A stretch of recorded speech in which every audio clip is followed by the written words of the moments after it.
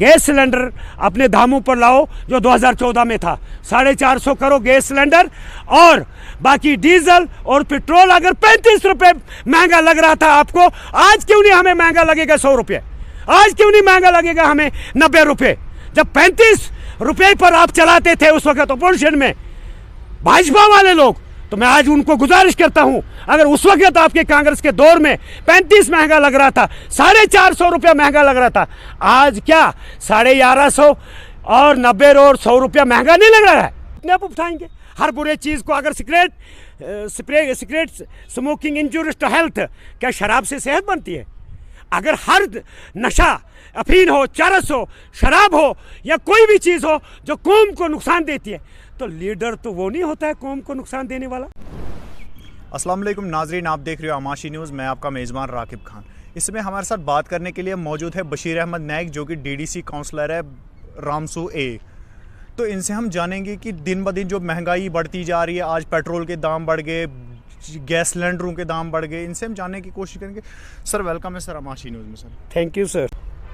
Sir मैं सबसे पहले तो देखने वालों को और सुनने वालों को आपकी चैनल के माध्यम से खुशामद कहता हूं, और इसके साथ साथ सारे साहिबान तो बोलते हैं, मेरी अपील यही रहेगी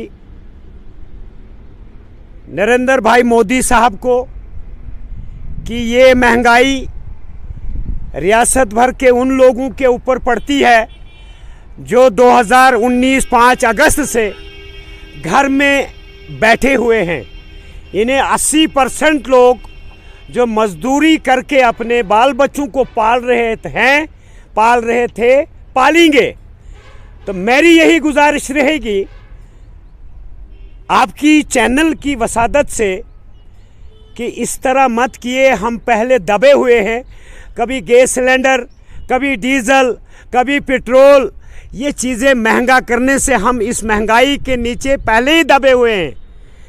अगर आपने अच्छा कदम उठाना है तो नई किरण या नया कश्मीर के लिए कोई पैकेज करना है, तो अगर कांग्रेस के बराबर नहीं 450 2014 में आपका गैस सिलेंडर हर अमीर और गरीब, हर बेवा और हर बेसहारे के लिए था। उसके साथ साथ आज वही गैस सिलेंडर मेरी नील पोगल या जम्मू कश्मीर के दूर दराज पहाड़ी या मैदानी इलाकों में 1100 रुपये का गैस सिलेंडर हो गया है, जबकि उस मेरे मजदूर को पिछले 8 या 9 साल में 1100 मजदूरी करने का मौका नहीं मिला, क्योंकि आपने लॉकडाउन पे लॉकडाउन रखा। लिहाजा मेरी विनती रहेगी रियासती इंतज़ामिया, गवर्नर साहिब से, मनोज सिन्हा साहब से, इसको फौरन आप रिमूव करो। इस तरह मत दबाइए आप हमको। कभी आपने सिलेंडर की महंगाई कर दी, कभी डीजल की महंगाई कर दी, कभी पेट्रोल की महंगाई कर दी, कभी साबुन हमें सस्ता मिलता था, चावल हमें सस्ता मिलता था, आटा हमें सस्ता मिलता था, हल्दी हमें सस्ती मिलती थी, किसी ज़माने में तेल मिलता था। लिहाजा वो सारी चीज़ें ख़त्म करने के बाद आसमान छू रहा है, क्योंकि मैं मज़दूर तबका से आज 35 साल के सफ़र के बाद इस मकाम पर पहुँचा हूँ, जो आपसे अपील करता हूँ अपने लोगों की तरफ से, अपनी कॉन्स्टिट्यूंसी और जम्मू कश्मीर के लोगों की तरफ से, जो 80% रूरल एरियाज़ के लोग हैं, उनको पास कोई मजदूरी नहीं है, कोई साधन नहीं है। अगर दिल्ली जाता है मेरा मजदूर, राजस्थान जाता है मेरा मजदूर, कमा कर आता है, जब तक वो जिंदा है कमा कर लाता है। अगर वो मर गया तो कौन कमाएगा उस फैमिली के लिए? क्या आपने कोई टारगेट किया उसको? जहाँ पर बेवा है, बेसहारे बच्चे हैं, 25 और 30% लोग हैं यतीम और मसाकीन, जो हालात ने उनको ये दिन दिखाए। मैं गुजारिश करूँगा ऑनरेबल प्राइम मिनिस्टर साहिब को और यूनियन मिनिस्टर को और एलजी मनोज सिन्हा को, कंट्रोल कीजिए महंगाइयों पर। आपने देखा अभी तो पंजाब में रिसेंटली कल बदलाव आया, इसको कहते हैं, क्योंकि हमारी और आपकी, आवाम की और पॉलिटिशियन की एक जोड़ी होती है। अगर लोग साथ ना दें, कभी भी ना कोई प्राइम मिनिस्टर बन सकता है, ना कोई चीफ मिनिस्टर बन सकता है, ना कोई एमएलए बन सकता है, ना कोई डीडीसी बन सकता है, ना कोई बीडीसी बन सकता है, ना कोई सरपंच बन सकता है, ना कोई वार्ड मेंबर बन सकता है। क्यों इलेक्शन जीतने के बाद फौरन आप वही तवा गरम करते हो जो हमारे पीछे कायदे आजम साहब ने तवा गरम किया था कश्मीरी कौम को जलाने के लिए। लिहाजा मेरी विनती है प्रधानमंत्री साहिब से और रियासती गवर्नर इंतजामिया से और ख़ास तौर पर गवर्नर साहिब से है हमारे पास गुंजाइश। मजदूर लोग हैं, गरीब लोग हैं, एसटी लोग हैं, हजाम है, चौपान है, कुमार है, लोहार है, सड़कों पर तब थे जब लॉकडाउन था कंटिन्यू कल तक। आपका इलेक्शन जीतने के बाद मास्क हटा, कई जगहों पर मास्क हटा, कई जगहों पर नहीं हटा, लेकिन मजदूरी का मौका देते, बेरोजगारों के साथ काम करते, कितनी अच्छी बात होती। 2014 से एक चपरासी नहीं लगाया आपने। मेरी अपील है आपको, पैकेज लाइए जम्मू कश्मीर में, फिर महंगाई लाइए। पहले रोजगार दीजिए फिर महंगाई लाइए। आप रोजगार तो नहीं देते हो, क्यों हमारे जेब लूटने के चक्कर में हो? अब बचाई क्या? मेरी विनती है आपसे, मीडिया की वसादत से, रियासत जम्मू कश्मीर के लोग गरीब हैं और इन पहाड़ी इलाकों में रहते हैं, सिर्फ वोट का ही रिश्ता मत रखिए। आप देखिए, एमए है, बीएड है, पीएचडी है, बच्चे आपके एमबीबीएस ट्रेनिंग करके हैं, इंजीनियरिंग ट्रेनिंग करके हैं, मेडिकल असिस्टेंट ट्रेनिंग करके हैं बच्चे जम्मू कश्मीर के तकरीबन 10 से 15 लाख लोग। उनके लिए तो आप पैकेज निकाल ही नहीं रहे हैं। सिर्फ महंगाई आपको, प्रोजेक्ट हमारे सारे आपके पास, टूरिज्म सारा आपके पास, देवदार सारा आपके पास, काइल सारा आपके पास, टैक्स आपके पास। मेरे मजदूरों के लिए क्या रखा आपने? मैंने पंचायत लेवल पर, अभी डॉक्टर जतेंद्र साहब आए थे रिसेंटली, हमारी मीटिंग थी डीडीसी बीडीसी की, हमने उनको विनती की थी 3 लाख पंचायत लेवल पर कहीं काम रखिए, ताकि पंचायत लेवल के लोग पंचायत में काम करेंगे। उनको राजस्थान, बिहार, कश्मीर खाने का रास्ता नहीं दिखाना था। लेकिन मेरी गुजारिश है, आप जीत गए, हम नहीं कहते क्यों जीते, किसी ने आना था, लेकिन हमारी आज़ाद साहब का रजिस्टर उठा के देख लीजिए हुक्मरान होते कैसे हैं।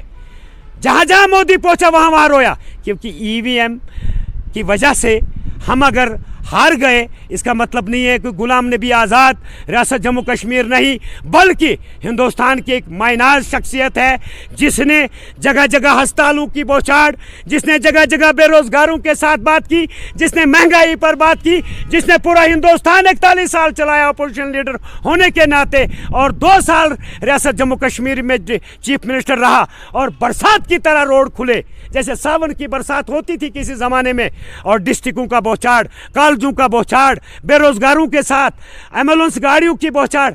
ज़रा देखिए ना आप, कभी गलती से अगर डिस्ट्रिक्ट रामबन और डोडा किश्तवाड़, तो डॉक्टर जतेंद्र साहब को अपना होम पिच थी, हमने गुजारिश की भाई जल्द से जुलूस, वोटर मजबूर है, कहाँ जाएगा, लेकिन उसकी फरियाद कौन सुनेगा, उसकी अपील कौन सुनेगा, वो किससे बात करेगा? आप मिलते कब हो? आप मीडिया हमारी एक ज़बान है, किसी भी रियासत की मीडिया हमारी ज़बान है। हम इनको अपनी तरफ से इनको मुबारकबाद पेश करते हैं, चाहे शहरों की बात हो, पहाड़ों की बात हो, तो महंगाई की बात हो, या हमारे साथ 24 घंटे होते हैं। मीडिया को भी हम मुबारक देते हैं, लेकिन आपसे हमारी यही गिला शिकवा है कि आप महंगाई पर कंट्रोल करें, और जो अब एवरेज होने जा रहे हैं, फारूक अब्दुल्ला तो नहीं कहेगा, क्योंकि उसका बच्चा तो चीफ मिनिस्टर बन जाता है, या कोई और लीडर नहीं कहेगा, महबूबा नहीं कहेगी, लेकिन मैं कहता हूं मोदी जी, आप सीना खोल के 36 इंच नहीं, 56 इंच नहीं, 70 इंच का सीना दिखाइए, और जम्मू कश्मीर के नौजवानों के लिए रोजगार पैकेज का ऐलान कीजिए। क्यों?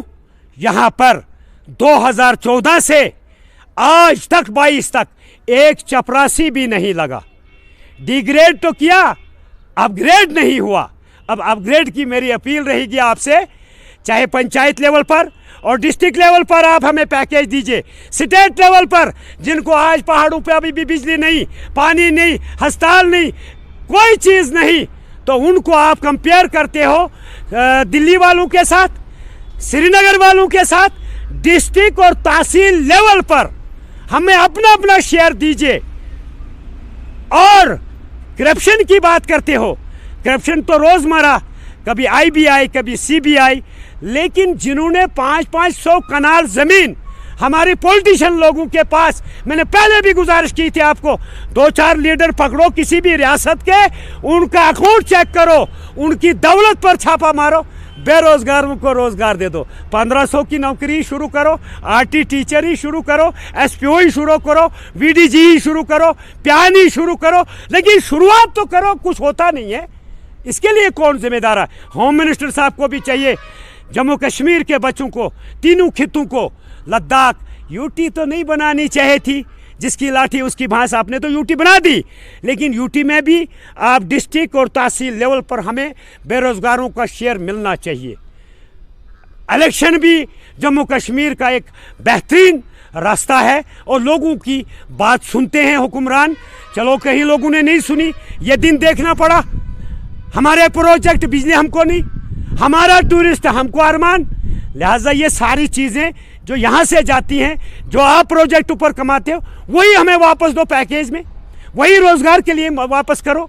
मैं टाइम नहीं लूँगा, मैं मीडिया का शुक्रिया अदा करते हुए, और जो लोग मेरे को देख रहे हैं और सुन रहे हैं, मैं उनको भी रामसू ए की तमाम कॉन्स्टिट्यूंसी और ज़िला रामबन की तमाम लोगों को मैं अपनी तरफ से, और रियासत जम्मू कश्मीर में जो BDC DDC पर सरपंच पंच है, उनको भी चाहिए अपने लोगों की मीडिया की वसादत से LG मनोज सोना तक, गवर्नरों तक, DCU तक अपनी मैसेज रखना और अपनी गरीब लोगों की भूख के बारे में दरख्वास्त देना।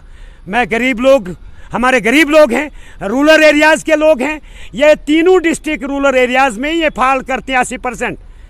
लेकिन मैंने डॉक्टर जितेंद्र साहब को पिछले महीने आया था, मैंने उनको गुजारिश की थी कि यहाँ पर बहुत बेरोज़गारी है, चाहे डोडा हो, किश्तवाड़ हो, वार्ड 1 हो, मड़वा हो, रामबन हो, पोगल हो, परस्तान हो, जितने भी ये एरिया हमारे डिस्ट्रिक्ट रामबन के रिलेटेड है, किश्तवाड़ के रिलेटेड है, डोडा के रिलेटेड है, ये कोई नहीं अमीर है। कंपनियाँ यहाँ हैं, कंपनियों में हमारा एक भी प्यार नहीं लगता, एक भी वेटमैन नहीं लगता, एक भी कुली नहीं लगता। सिक्किल है जी, सिक्किल है, जब सिखाया ही नहीं सिक्किल क्या होता है। वोट के ही लिए आप लोगों ने, जम्मू कश्मीर के हुक्मरानों ने हमें सिर्फ दे दो वोट, सिर्फ दे दो वोट, और फिर पोटू भी लगाया, टाटा एक्ट जेल भी लगाया। लिहाजा मैं मोदी जी से यही गुजारिश करूँगा, आपने सिर्फ बेरोजगार और गरीबों को के लिए पैकेज करो। तो मेरी यही गुजारिश रहेगी। जाते जाते मैं सबको सलाम आदाब कहता हूं, और सुनने वालों को और देखने वालों को मुबारक कहता हूं, और मीडिया की वसादत से इस पर फौरी तौर पर कंट्रोल होना चाहिए, जिस पर हम इतना लेंथी प्रोसेस कर रहे हैं। गैस सिलेंडर अपने दामों पर लाओ जो 2014 में था, 450 करो गैस सिलेंडर, और बाकी डीजल और पेट्रोल अगर 35 रुपये महंगा लग रहा था आपको, आज क्यों नहीं हमें महंगा लगेगा 100 रुपये? आज क्यों नहीं महंगा लगेगा हमें 90 रुपये? जब 35 रुपये पर आप चलाते थे उस वक्त अपोजिशन में भाजपा वाले लोग, तो मैं आज उनको गुजारिश करता हूं, अगर उस वक्त आपके कांग्रेस के दौर में 35 महंगा लग रहा था, 450 रुपया महंगा लग रहा था, आज क्या 1150 और 90 और 100 रुपया महंगा नहीं लग रहा है? लिहाजा मेरी गुजारिश है फिर से, तो किसी सरकार को तजुर्बा होता है, वो अच्छे काम करता है, और अच्छे काम की उम्मीद रखती है हिंदुस्तान की जनता। क्योंकि मैं बार बार आपको आपकी चैनल के माध्यम से, नीतीश कुमार इनकी पार्टी का आदमी है, इनके गोद में है, और नीतीश कुमार को जब चीफ मिनिस्टर बना बीजेपी के हाथ पकड़कर, और मैं दिल्ली में रहता था, और उसको औरतों ने, मर्दों ने, बच्चों ने अपील की, नीतीश जी हमने वोट देकर आपको भाजपा की गोद में डाल दिया, लेकिन शराब के ठेके बंद कर दो। क्यों? हमारा बिहारी भाई 300 कमाता है, 200 की लाता है शराब, और बिहारियों को बच्चे भी बड़ी कसीर तादाद में होते हैं, तो 100 पर पालमा नहीं होता है, शराब के ठेके बंद हो गए। अगर शराब के ठेके बिहार में जहाँ 90% नॉन मुस्लिम है, तो यहाँ 90% मुस्लिम है, तो यहाँ कैसे खोलेंगे? ड्रग्स पर पाबंदी करो, शराब पर पाबंदी करो, कॉलेज और यूनिवर्सिटी और हाई स्कूल खोलो, उनकी बिल्डिंगें बनाओ, ताकि doctor, engineer, IAS, IPS, KS officer बनेंगे, तो इस स्टेट को अपने आप उठाएंगे। हर बुरे चीज़ को, अगर cigarette smoking injurious to health, क्या शराब से सेहत बनती है? अगर हर नशा, अफीन हो, चरस हो, शराब हो या कोई भी चीज़ हो जो कौम को नुकसान देती है, तो लीडर तो वो नहीं होता है कौम को नुकसान देने वाला। इन पर तो पाबंदी लगनी चाहिए, कड़ी से कड़ी सज़ा होनी चाहिए। उस फैक्ट्री में भी जहाँ सिगरेट, तम्बाकू या शराब उगती है, शराब बनती है। तो लिहाजा मेरी गुजारिश रहेगी एलजी मनोज सिन्हा साहब को और मनमोहन सिंह साहब को, इसको अपने नरेंद्र भाई मोदी जी को और होम मिनिस्टर अमित शाह को कि जम्मू कश्मीर एक गुलदस्ता था, मुल्क का ताज था, इसको अब शराब, अफीम, चरस वगैरह से ख़त्म मत कीजिए। अगर करना है तो ये चंद लीडरों के बच्चों को दे दो ना जो 9वीं 10वीं पास हैं। ये MA, BEd, PhD, scholar, doctor, engineer, इतने डिप्लोमा होल्डर हैं, उनको रोज़गार दो, चपरासी बना दो। शराब नहीं पियेंगे ना, शराब नहीं पियेंगे ना, हमको ज़रूरत है। लिहाजा इस पर भी पाबंदी लगाने की अशद ज़रूरत है और इसका ज़िम्मेदार एलजी मनोज सिन्हा साहब है और होम मिनिस्टर ये अपना अमित शाह साहब। ये क्यों? एक सेहतियाब बच्चा है, उसको क्यों वो जहर खिला रहे हो, शराब की दुकान दे रहे हो? भैया इसको हटा दो, इसको मजदूरी दे दो और रोज़गार दे दो और कॉलेज खोल दो, यूनिवर्सिटी खोल दो, पढ़ेगा, उसका दिमाग ठीक रहेगा। हमारे मरने के बाद किसी ने तो प्राइम मिनिस्टर भी बनना है, किसी ने MLA भी बनना है, किसी ने चीफ मिनिस्टर भी बनना है, किसी को DDC भी बनना है, किसी को सरपंच। जब खोपड़ी उसकी ठीक होगी, जब खोपड़ी ही बिगाड़ दोगे फिर बचेगा क्या? घास। इसलिए मेरी यही विनती रहेगी, तमाम DDC और BDC इस पर क्यों नहीं बात करते हैं? कहाँ से लाएंगे इतना पैसा और हम खरीदेंगे, परचेजिंग करेंगे? तो लिहाजा हुकूमत को सोचना चाहिए, इतना भी मत दबाओ। हमें तो अपनों ने भी दबाया था, लेकिन आप भी मत दबाओ यार। हमें तो बाबाई कौम ने भी दबाया था। अलबानी दिखाई 70 साल, पोर्टू दिखाया, टाटा एक्ट दिखाया। आप भी करो, मगर उतना ही करो जितना उसने किया, ज़्यादा मत करो प्लीज़। मोदी जी बस कर दो आप। थैंक यू, अस्सलाम वालेकुम।